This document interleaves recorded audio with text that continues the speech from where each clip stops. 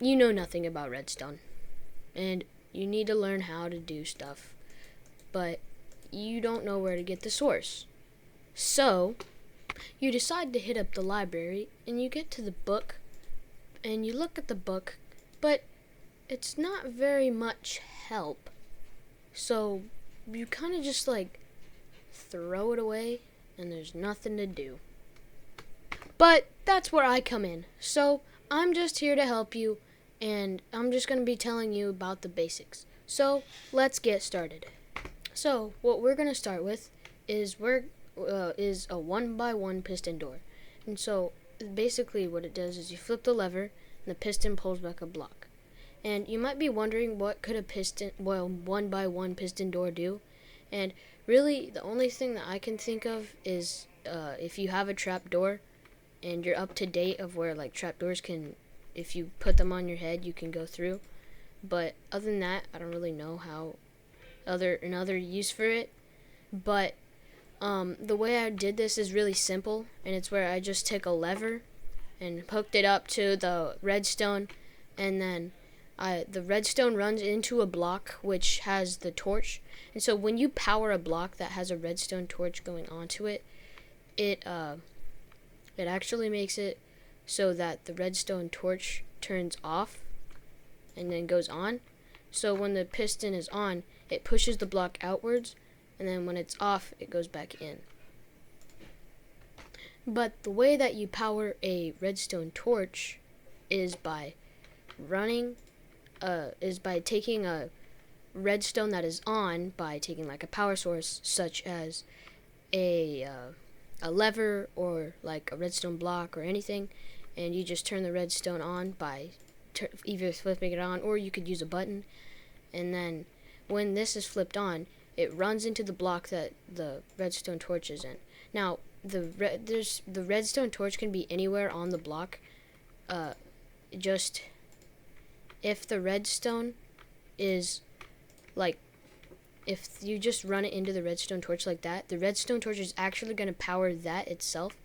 So you kind of have to use the this way, or else you're not going to be able to do it. The reason I have this example up here is it's the same thing as this piston door. It's just that it's moved a block down to show that you can also do this, but like under it. So you see how the redstone torch is under it, and when I use it, it does the exact same thing. It's just you can hide it a little bit better since it's under the ground. Moving on.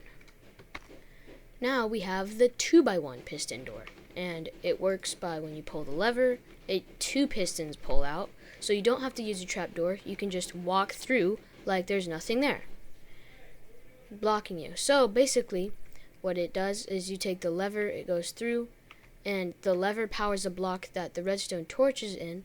And so then what the redstone torch is doing is it's powering this block, which powering a block is like you either run like a power source right into it, and like such as a redstone torch, or like a block of redstone, or really anything that produces power right into it. And so then since this is powering that means that this makes other blocks that are touching it like on power. So that makes that this block is powering this block so that that piston goes out, and then it's also powering this redstone so that that redstone is touching this piston so that both pistons go out, and it's repeating that so that when we flip it, both are being powered and turned off. Moving on, we have the comparator and item frame.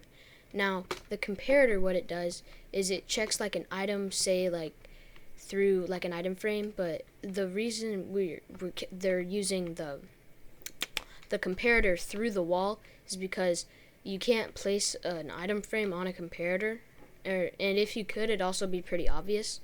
So basically, you can rotate a sword, or not just a sword, but any item that's in an item frame, and when you rotate it, it shows how it increases how much the comparator is. So the comparator isn't just used for the item frame, but you can see as it's powering, but only going for one redstone one redstone far. It's not powering these. But if I increase the rotation by a few more degrees, yes, I know that sounds very mathematical, but it's not. It powers 2 and comes down here. So if we just click it a few more times to power the piston I have down there, it opens this little base down here, and we can go in and make whatever we want. Now, this can be very useful, and it's kind of sneaky for a good base. Moving on. Now, this is a 2x2 piston door, and I know we've got a lot of piston doors, but this is the last one, I promise. Now, if we pull this lever, you can see the 2x2 stuff comes back. Now, when you have the normal piston, this will be covered up, and this will be a block, and you'll have pressure plates here, and you'll do it. It's just I have this not covered because I wanted to use a lever so that was open and you can see it. So basically, it's a 3x2 hole that's 2 blocks deep, and it's filled with redstone. And the reason I did that is because if you have that there and you could step on a pressure plate, that'll power the whole thing. But I'm not using a pressure plate right now. And then this runs into a block with a redstone torch on it, like I showed you the other time. And so it powers that, turning it off. And then we repeat the thing where the redstone is right above the torch. As you can see, this is where the torch is. And so then it turns that off, so it powers both. And then we just repeat this on the same side like that. And so moving on, here we have a block swapper, which is pretty self-explanatory. When you flip the lever, it swaps the block with another one.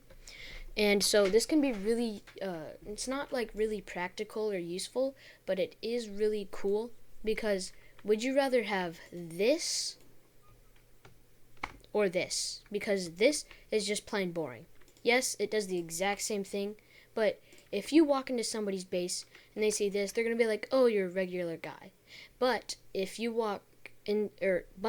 walk into your base and they see this, then they're going to be like, wow, this guy's pretty cool. He can do some cool redstone stuff. And so this is basically all it does. Now I'm going to explain it by removing some of the exterior to cover up the redstone. So basically what it does is when you pull the lever, it powers this piston that pushes a redstone block, which is always powering something. It moves this down so that it powers this, moving this piston up. And then this is already with this piston off. It's powering this redstone, which is making this go out for the crafting table. But then when I press the lever, it stops powering this, making it so that the piston with the crafting table is no longer powered. So it pulls in, and then it starts powering the piston with the furnace, which pushes it up and then shows the furnace. That was really tricky to say. And moving on, this is the armor equiparator. I don't really know what to call it, like gear equiparator. It's like the most simple redstone build here, even simpler than the 1x1 redstone door. And so then all you do is you come up to it, you come inside right here, you press the button, and there you go. You're full of armor and you're wearing all the stuff. Forgot to put a helmet in there. There will be, oh shoot, why is that all in there? Forgot to put a helmet in there, but there is a helmet in there. So now we have a helmet on. That was a technical difficulty. It will not do that every time. If you have just a helmet in there, it'll work every time. So basically what it does is, you know how I said that that if you power a block like this button is going directly into this block, which means that it's being powered. So then it's powering these 3 blocks, and so these 3 redstone, and so then these 3 redstone dust is making it so that it's powering this block, which is powering that dispenser, and then it's powering this dispenser, which is powering that dispenser, and then it's powering that dispenser. so that all of them shoot out at you. And if you use a dropper, it will not work, because dispensers, if you're standing next to it, it will automatically equip it. That was kind of a big speech. If I'm talking too fast and you have you need me to explain any of these in a deeper way, like comment in the video and I'll make a video about it, just about like the one thing, and explain it slower. Moving on.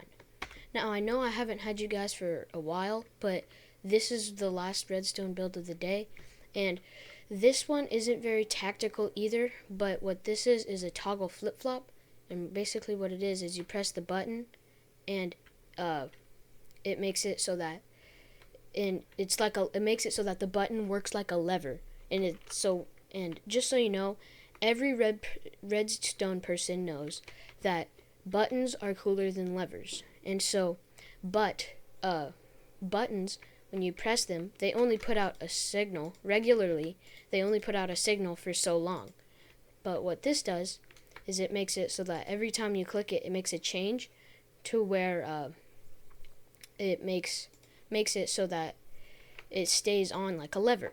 The way this works is that you have a dropper that's facing into this, and so then you put a trash block into the dropper down here, and then there's a dropper here.